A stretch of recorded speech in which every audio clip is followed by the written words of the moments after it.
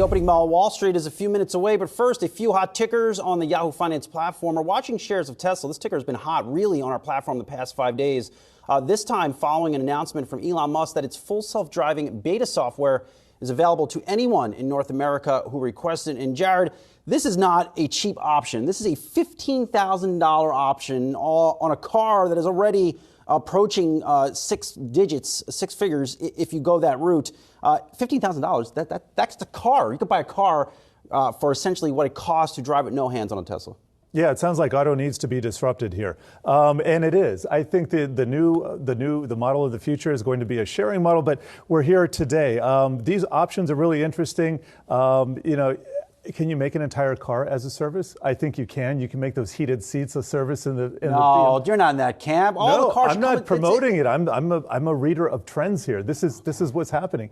I mean, okay, albeit if you get enough pushback from consumers, maybe it doesn't happen. BMW felt a lot of heat from that, but full self-driving, I think that's going to be something that's going to have to be an add-on service. You think it should be included? I don't think it should even exist. I look at the that's highways. Another discussion. I look at the highways. I look at the infrastructure in this country, and I know I'm not alone in this. In no way it is set up to hop in a Tesla or any car for that matter and drive with no hands. It's just not. Based on the ads that I'm still being served on Twitter, I do not trust AI just yet. I know that's an apples to oranges comparison.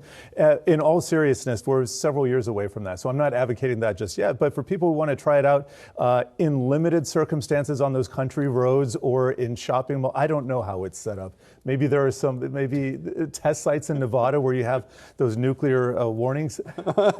Is it safer? I would pay $15,000 in a month to create my own obstacle course. If I had unlimited funds. I'm just speaking off the cuff here. And Tesla shares, they have been coming back, which is somewhat surprising, given all the chaos that's happening in Twitter. But like we talked about at the top of the show, they are making cars in China, of course. Now, if Apple is going to be impacted by lockdowns in China, you best believe we might hear from Tesla before they report their next earnings report, telling the street about the impact from lockdowns China is likely to just employ in the coming weeks. Yeah, that's a huge thing.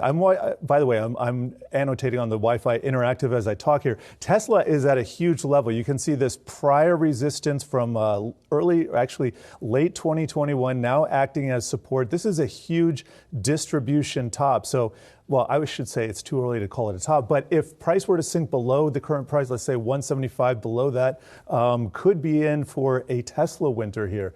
We talk about. I like it. I'm just talking technicals here, without regard to anything they're doing in the fundamentals of the business. This is a dangerous looking chart. A lot of charts look like this. By the way, the chart for crude oil also has this huge top on. So I'm thinking, with respect to China, you were talking about how Tesla is levered to China.